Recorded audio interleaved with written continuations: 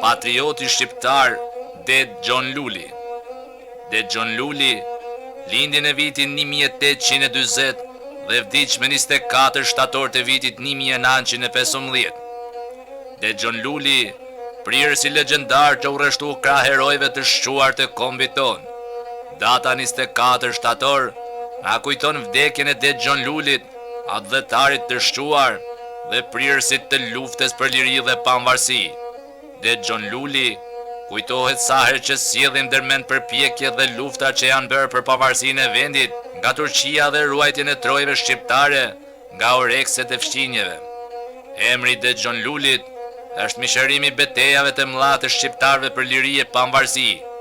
Kujtojmë se betejat më të njohura janë ato që u zhvilluan në Deqiq me 6 prill, ku u ngrit për herë të parë dhe flamuri shqiptar në Shqiponjen dy krenare.